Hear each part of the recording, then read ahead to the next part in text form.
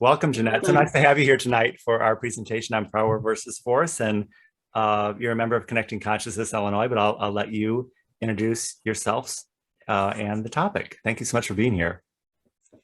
It's a wonderful pleasure to be here this evening, and I am thrilled to be sharing some of the topic principles from the book Power versus Force. And I'm using that as a foundation for more principles that I have gained through many of my studies throughout my years. I've been on a spiritual path since I was a little girl. And I remember my dad telling me a story when we were on the way to see my grandma and pointing out that everything is energy. And he said that even that telephone pole over there is vibrating. And that was such a novel idea to me that it struck a chord within me that is still vibrating today, because I understand that the secret to understanding life and how we live is through our consciousness. And so my insatiable curiosity has come from that first moment, I think, where I realized that there's so much more to life.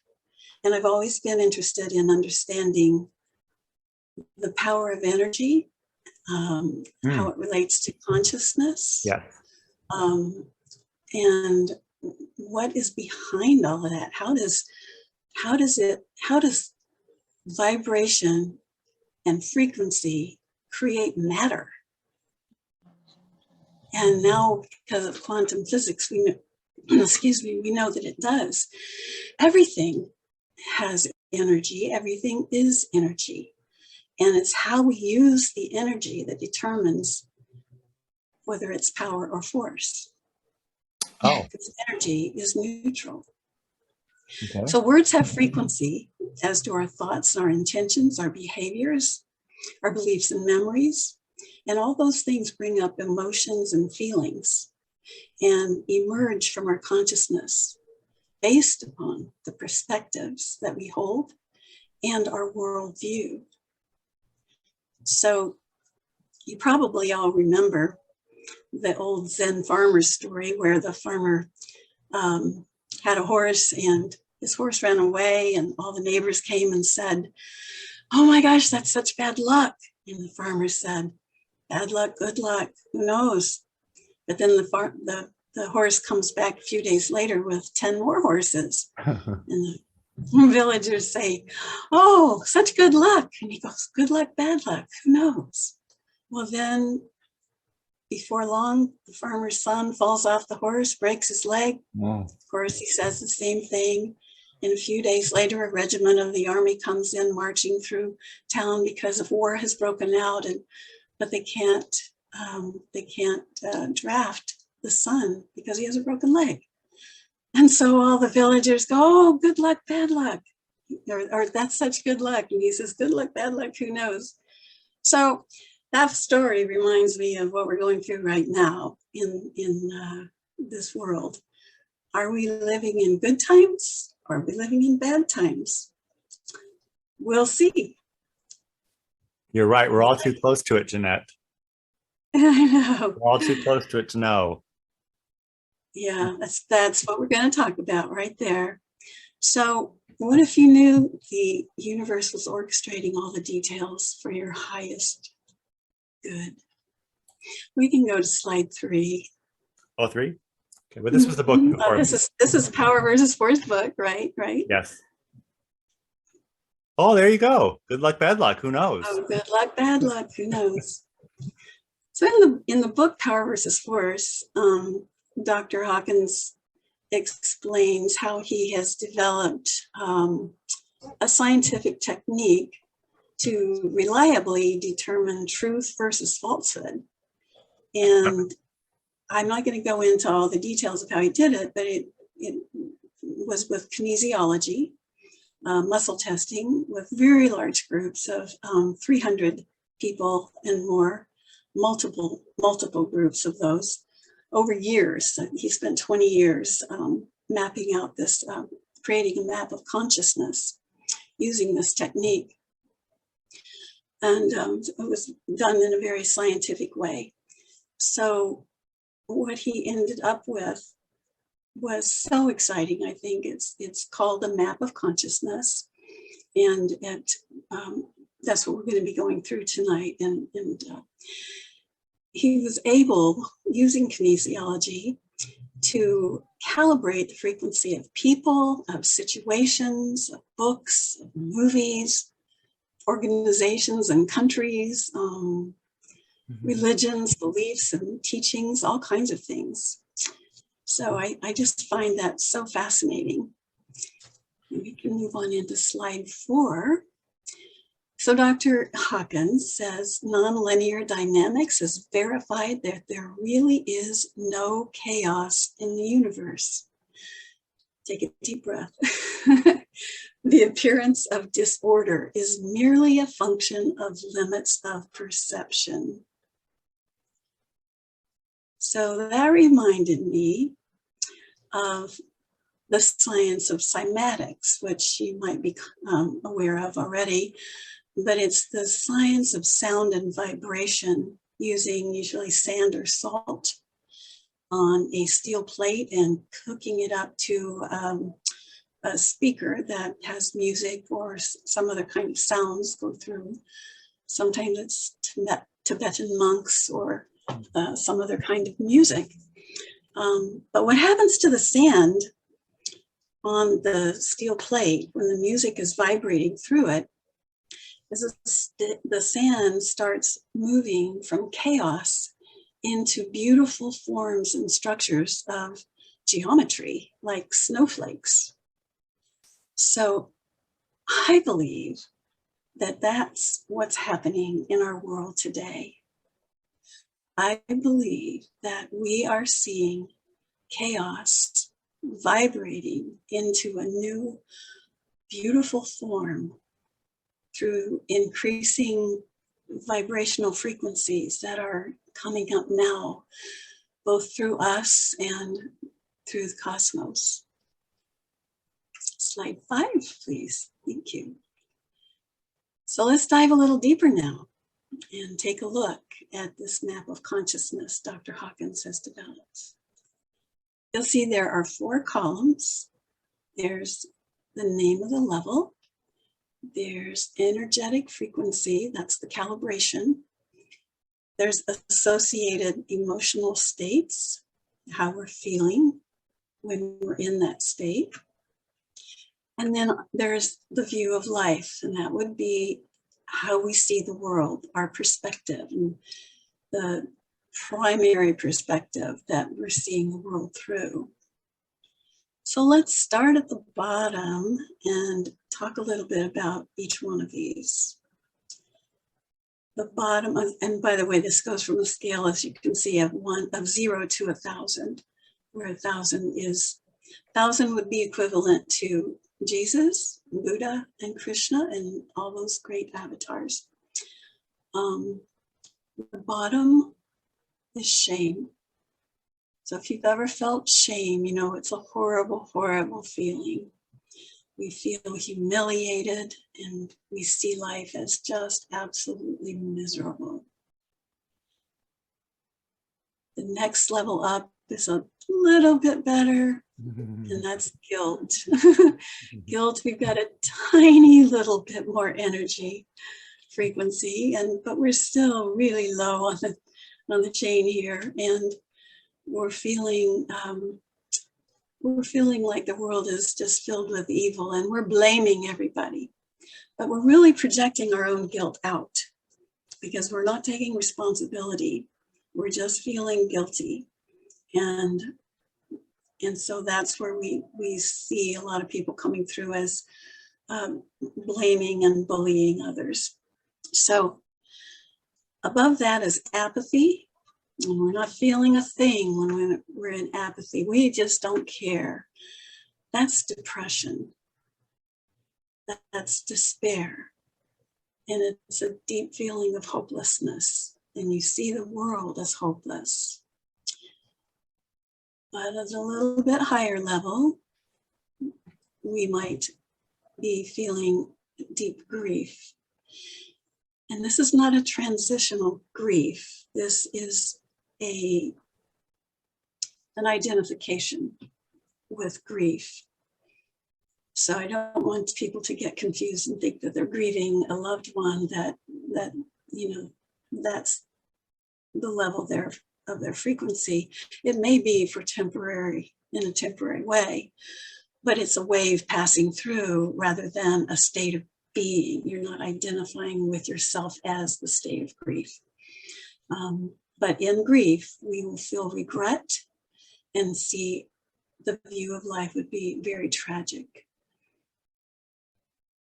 And then when we get to fear at 100, everything causes anxiety, and we're anxious all the time. We're always worried, just a constant state of worry, worry, worry. We see the whole world as frightening, and it's very difficult for us to cope when we're frightened all the time. Now in fear, that's where we see the others that have been trying to dominate the world really feeding on that, and we'll talk a little more about that later, but they're trying to keep people in fear. So that's just something to be aware of. We don't have to buy into it, right? So we move up a little bit higher to desire, and in desire, if that's your state of being, it's not a healthy place to be.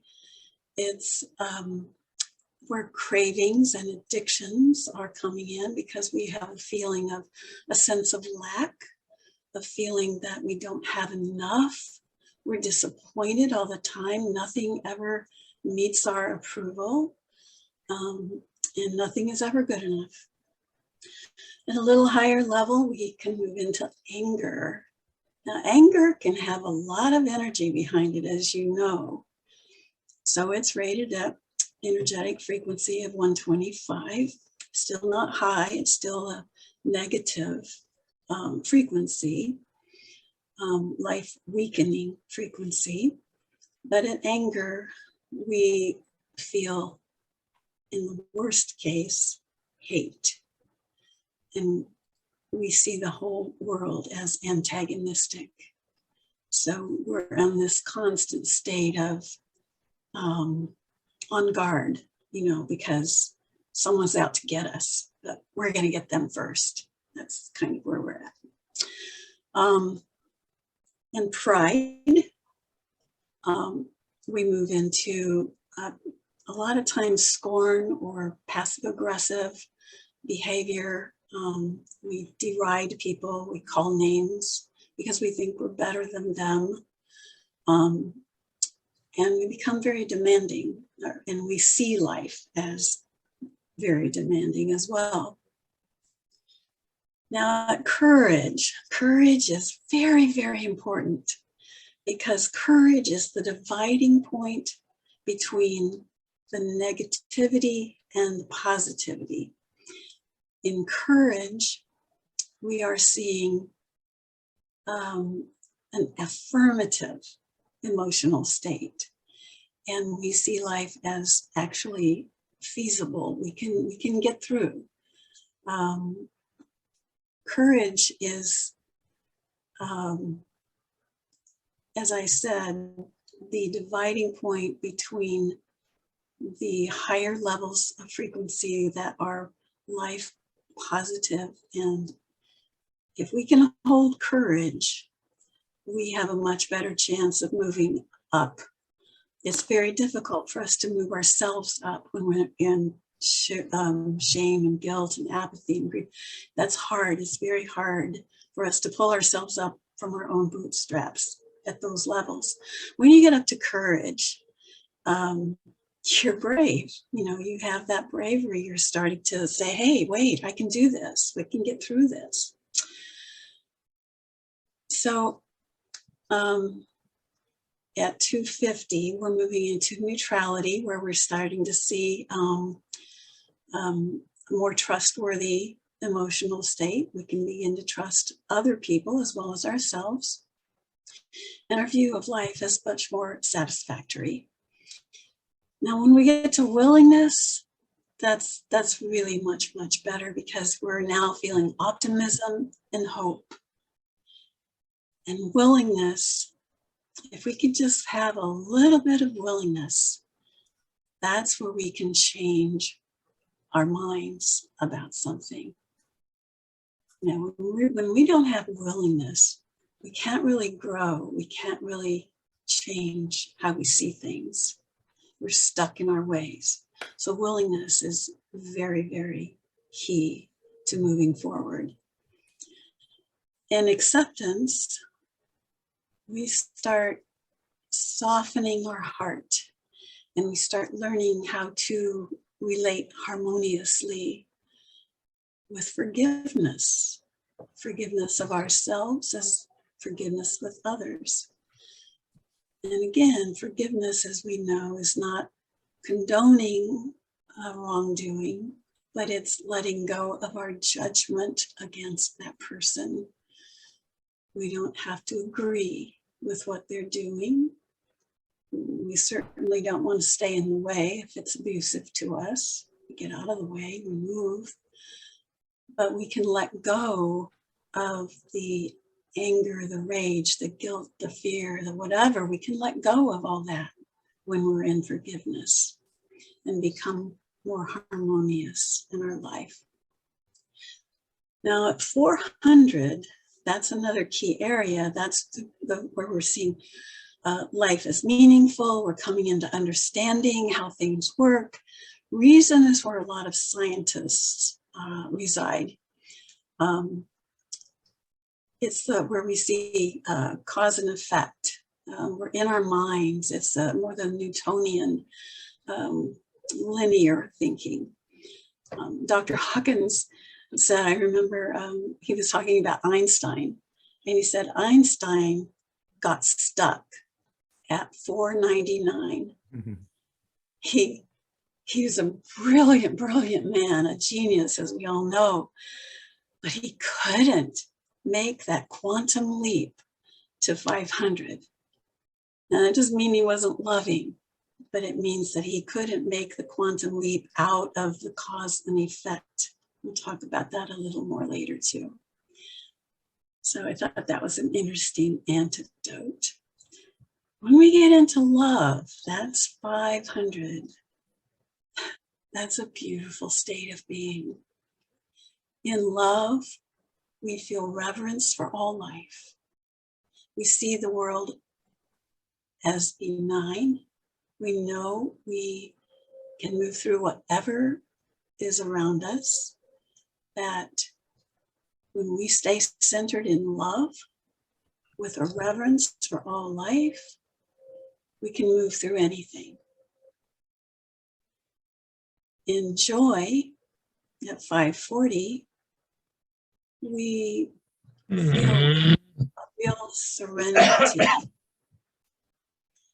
a serenity in our lives, and we become much more peaceful. We see life as complete. And at 600, we're at the level of peace. We are feeling bliss. And life is perfect just as it is. It doesn't mean we agree with everything going on, but we have that higher perspective where we know everything is working for good. Everything is working through in divine order. So we're at peace, because no matter how hard things look around or how difficult things seem in the world, we know there are always solutions and we can go through it. At the level of 700 to 1,000, that's the level of enlightenment. And as I said before, Jesus Christ, Buddha were at 1,000. They were avatars. And at that level, in the path of enlightenment, between 700 and 1,000, we are in a non-duality state. We have let go of attachments.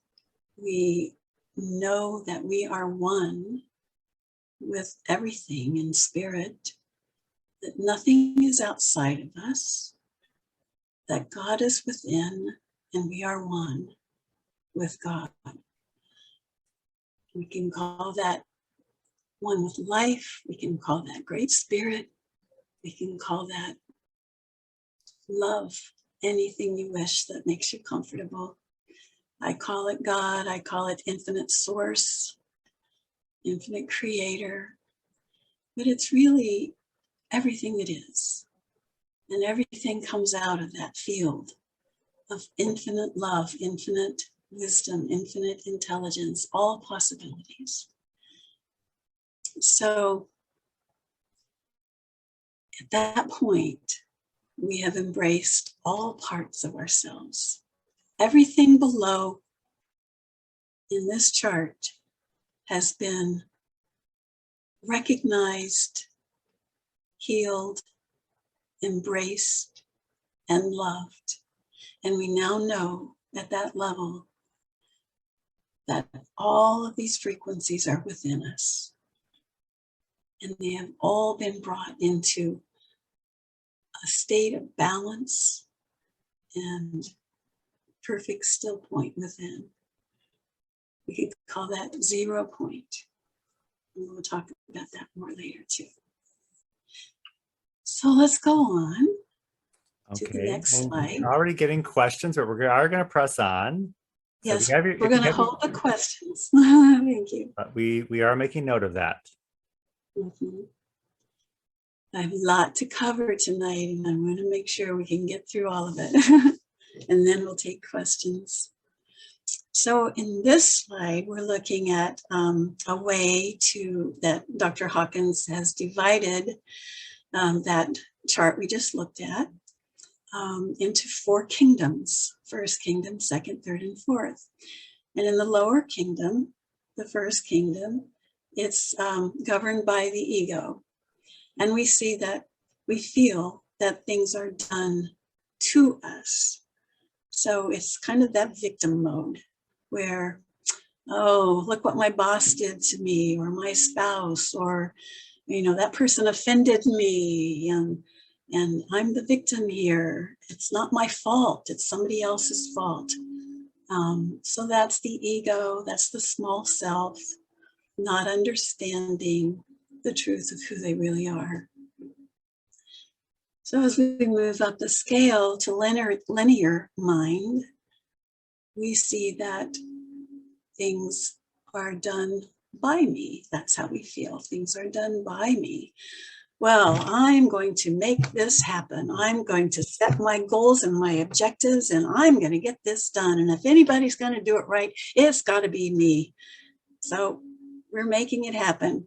And that's where a lot of our success modes come from, and our climbing the ladder in corporate or whatever we're trying to do. What we're really doing is we're trying to prove to ourselves that we can do it. And we're on our way up to the higher planes. So in the third kingdom, in spiritual reality, we see that or feel that things are done through me. So things are done through me. I'm an instrument. God is flowing through me. It's not me doing it. I'm just this little self, that God is great in doing this through me. And I don't have control over it. It's God's will. And that's a really powerful place to be on your way up. But when we go into the enlightened states, we understand that God was never outside of us, and that we were never separate from God. How could we be? We can't be separate from life. We are spiritual beings having a physical experience, a human experience. We are expressions of the divine. We are expressions of love. We are expressions of life. And these things we do are done as an expression of that life. So when we say things are done as me, it's not the small me. It's not the small self. It's the higher self that has become one with everything and sees no separation. Remember, Jesus said, I and my Father are one. These things that I do, and even greater, ye shall do. The kingdom of God is within you. All those things, and Buddha and Krishna have all said similar things. All the great teachings have taught the oneness of all creation and that we are one. I like to see our individual self as a wave on the ocean. The wave is an individuated expression of the ocean. And I like to think of us as an individual wave of love and expression of creation, of the divine. So the wave has all the qualities, it just doesn't know it yet. But we can go on to the next slide. In this interconnected universe, every improvement we make in our private world improves the world at large for everyone. So why is this important information to the quality of our lives? Well, when we know better, we usually do better. And if we know the frequency we hold makes a difference, not only in our own lives, but in the lives of everyone and in the world itself, and to the earth herself, then we can become aware of our thoughts and aware of our words, and we can make small corrections every day. One of the things I've studied is A Course in Miracles. I've studied that for about 30 years and taught it for about 15 years. My Course in Miracles tells us that we must be vigilant of our thoughts. To be vigilant of our thoughts takes, it's a really wonderful practice, just to stop yourself during the day and say, okay, what was I thinking? Was that positive? Was it negative? Is it helpful or is it not? Is it from love or is it from fear? And don't beat yourself up if it's not, but say, oh, great, I caught myself. That's great. Congratulations. I can make a different choice. So when we can do that, we can think about that. What thoughts have I been holding? What words have I spoken today? Where might I have improved? Where did I make a difference? And don't forget to congratulate yourself and catch yourself doing something good. It's not just about catching yourself doing what you don't want. Let's go on to the next slide then. Thank you. So force is incomplete and therefore has to be fed energy constantly. Power is total and complete in itself and requires nothing from the outside. I think that's really, really very, very powerful, because what it taught me as I was contemplating this quote from Dr. Hawkins is that force feeds on fear, on domination and control. And in fact, force is born of fear. So it's really feeding on itself because it doesn't realize it's one with everything. Force is born of fear. It's afraid it's going to lose control. It's afraid it's not going to get what it wants. It's afraid it's going to lose power. It doesn't even have power. It's only got force. So it's feeding upon itself because it doesn't recognize its oneness with all life. Okay, let's go on. If you take more than you give, you are forceful. And if you give more than you take, you are powerful. And we can go to the next slide and just take a look. Love is misunderstood to be an emotion. Actually, it's a state of awareness, a way of being in the world, a way of seeing oneself and others. As humans, we're really pretty embedded in the idea that love is an emotion, right? But divine love is what we're talking about here. Divine love is a state of being. Divine love is unconditional. It has no strings attached. It accepts everything. It embraces everything. It trusts all things and therefore transcends all things. Divine love is not an emotion. Divine love is a state of being. All levels of consciousness can be seen as emerging from 0 point, from perfect balance. Well, we were, but we get the cam now. Maybe some, can we Oh, that's mute? right. I'm trying to mute. Okay. Sorry about that. We have a little vibration in Zoom. It was Zoom Yes, vibration, we isn't do. it? A little frequency rise there, huh? I think it was love. It was love breaking through. Yes. All right. So all levels of consciousness can be seen as emerging from 0 point and perfect balance. We're not quite ready for that Sorry. slide. Let's see if I can get up there. There we go. Sorry. Okay, thank you.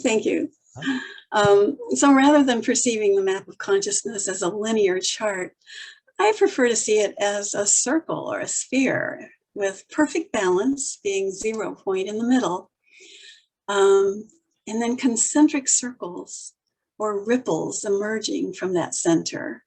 So the further away from center we go, the more we forget who we really are.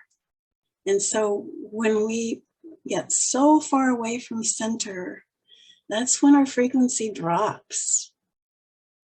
And as we make the choice to move closer into harmony and alignment with the one source that we are, in harmony and coherence with our heart, we begin to move those ripples in closer and closer and closer to that perfect 0 point balance in the center. And when everything is balanced in the center, that's where the heart of God lies. That's the 0 point, and that's the 1000 that we're talking about in the map of consciousness frequencies. So when we're out of balance, we get wobbly, right? And we can express in the extreme. And that's duality or polarity. It's like a teeter-totter. So for example, we can be centered in assertiveness, or we can go way off kilter and be a doormat, right? Just let everybody walk all over us. Or we can go way off kilter the other way and be a bully. But when we come back into assertiveness, we have healthy boundaries. We're clear. We stand for what we believe in without being confrontive, but we can hold our own. We're in the center. So another example would be needy versus aloof. That when we bring it into balance is loving. We can be completely loving without being needy, loving without being aloof. And this is where the shadow work comes into play. The shadow work is what helps bring us into balance. When we see that we are out of balance, we are at either extreme. And I'm not going to go into shadow work right now. You probably all know all about that.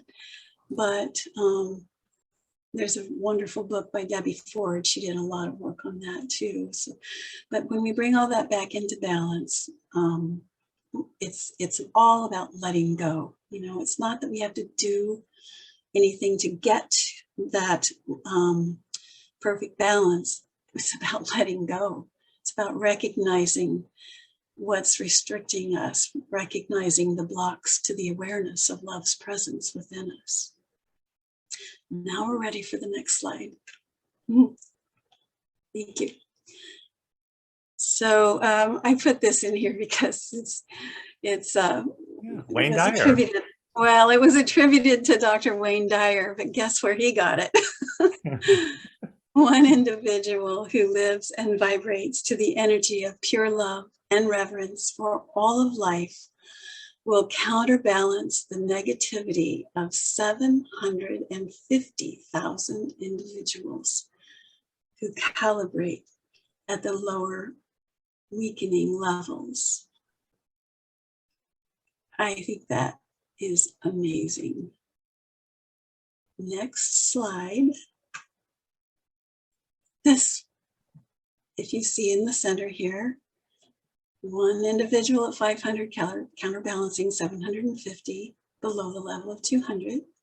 And at 600, we can counterbalance 10 million individuals. So it's not about the number of people. It's about the frequencies those people hold. And that's why it behooves us to raise our frequency as much as we can, because look how many people we can help be offset or counterbalance. And one individual at level 700 counterbalances 70 million individuals below 200. And now look at the bottom, 12 individuals at that level 700 equals one avatar at 1,000. That's pretty special. It is 12 disciples. It's spectacular. So at 1995 is when Dr. Hawkins did this work, published it, I should say, 1995. And at that time, he said there are currently 12 persons on the planet who calibrate at 700. Only 12. Wow. I know. So that was 30 some years ago. Think how many there must be now. Because in 30 years, we have come a long, long way. So many more people are awake now and raising their frequencies. And there's so many beautiful star seeds that are here on the planet. And we are contributing all of our frequency into the oneness. So I just think that's an amazing slide. So now let's go to the next one, because it's even more amazing.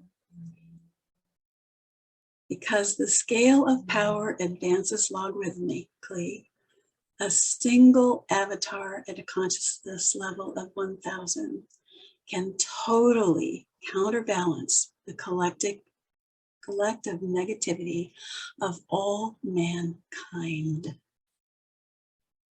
Wow. That's my mic drop. That's my mic drop slide. I mean, I'm putting all this together for you, and I'm thinking, oh my gosh, I wonder how many people at 700 there might be now. Well, I didn't have Dr. Hawkins at my fingertips, and he's not on this plane anymore, but I do use a pendulum for calibration. And so I thought, well, let me see what I come up with. Now, I'm not saying this is accurate or correct. I didn't do it with 300 people, but it's a place to start, and maybe it's right. Who knows? But I came up with what the answer was when I was calibrating it. It was 18,750 individuals at the level of 700 or above on planet Earth right now. 18,000.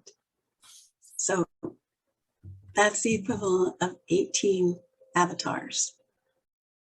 And it only takes one to counterbalance all the negativity of mankind. So guess what, folks? We're doing it. Well, Jeanette, you will have to explain to us how, well, not so much how you calibrated that, but. Yeah, well, we'll go with that later, yeah. So anyway, I have a way. Let's just say I have a way. So it doesn't matter. Because, well, it doesn't matter, but I guess how do we experience that? Like, how do we break through the lower well, that's levels? a whole nother, have a glimmer. Yeah, that's a whole nother topic. It's with the pendulum, yeah. So, but if this is anywhere near correct or true, that there's that many, and I believe it could be, we don't have anything to worry about. It's a done deal. This world, this earth, humanity, we're going to come out of this just fine, more than just fine. We are coming out of it. In fact, it's already done. It's done at the level of frequency, and now it's manifesting in form. Remember when I talked about the cymatics, where it goes from chaos into a sacred geometric form of perfect divine beauty. That's what's happening right now. We are chaos moving into absolute beauty and perfection. And we just have to, keep that faith, keep that trust, and keep our frequencies as high as we can. Do our part. And we do our part not so much by what we do or say, but as a consequence of what we've become. And you can go to the next slide, because I think that's what it says. We change the world not by what we do or what we say, but as a consequence of what we have become. So it's your very being, it's your very presence on this planet that makes a difference. Never underestimate who you are. You are beautiful. You are glorious. You are amazing beings of light and love. And you are here for a divine purpose. It's about the frequency. It's about the love. Next slide. This slide is not by Dr. Hawkins. It's by another one of my favorite. Rumi. Do not feel lonely. The entire universe is inside of you. Stop acting so small. You are the universe in ecstatic motion. We are the whole of everything. We are life itself, playing in the field of infinite wisdom and intelligence as a wave of love in the ocean of life. So take a breath and let's close our eyes for a minute. Just take a breath and allow that breath to move you into your heart. And allow another breath to take you into the loving, into that beautiful still space within, where you know you are one with all that is. Allow your breathing to move you deeper into the knowing,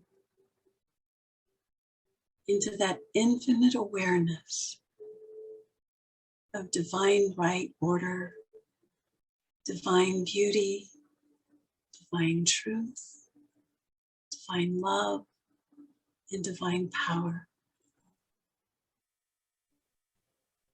Rest, beloved ones. Rest in this space as often as you can. It will feed you, it will fill you. And then allow that beautiful space to expand. We do that now, together. One heart, one spirit. We open our hearts to receive and to give simultaneously to all creation, to this beautiful planet, to Mother Earth. May she be blessed, renewed,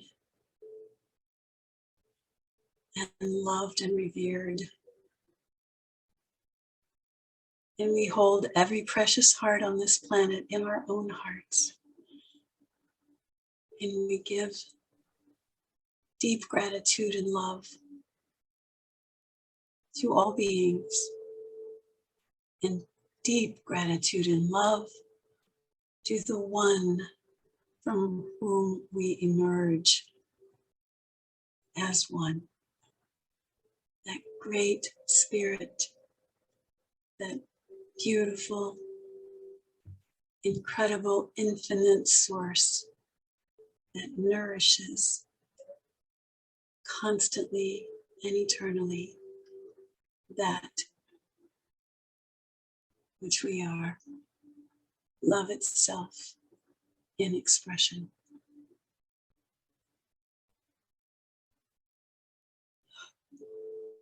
One more breath. With infinite love and gratitude, we let it be, and so it is, and it is done. Amen.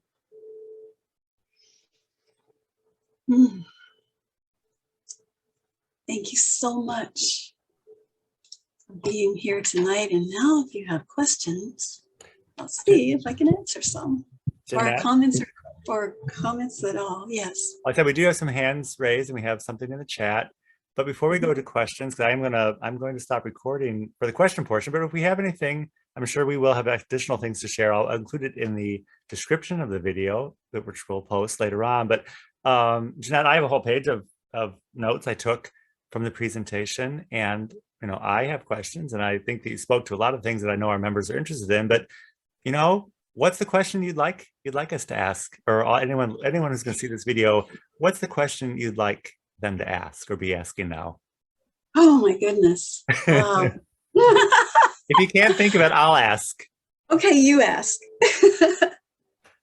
My takeaway was, which are many takeaways, but are all of us meant to ascend this entire chart, or are we supposed to just accomplish what we were supposed to accomplish in whatever level we've incarnated in? So you mentioned Albert Einstein, and he maxed out at his level, but is that because that was his destiny to do all the work that could be done at that level, or is it everyone's destiny to move to the top of the chart, or just move upwards somewhat in their life trajectory? How do you frame that for us? We all will move up on that chart, but not necessarily in this incarnation. We are eternal beings on an eternal journey, a journey of exploration, a journey of experience. We are not our bodies. We are our consciousness ongoing. We are part of the one infinite self, the greater self. And so we're not going to all get it this time around. We've been here many times before, and not necessarily on this planet, but we've been in existence since I don't know when it started. So I can't really say that. It was before Zoom. It was before it's Zoom. Always been, it's always, I used to lay awake at night when I was a little girl trying to figure out where did God come from? Who made God? Well, that's the great mystery. We don't know how it all got started, but we also, know that as we traverse this life, we do our best with what we've got.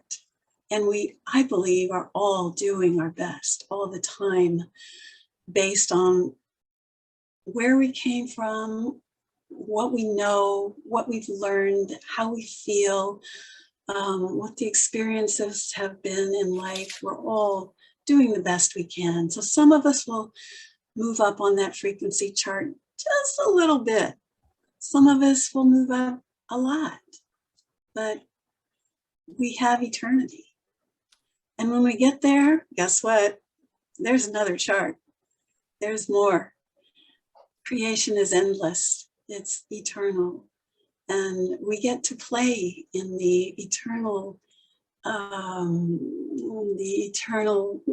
galaxy, universe of universes, as long as we can. I mean, it's for all eternity. It's beyond time, beyond space.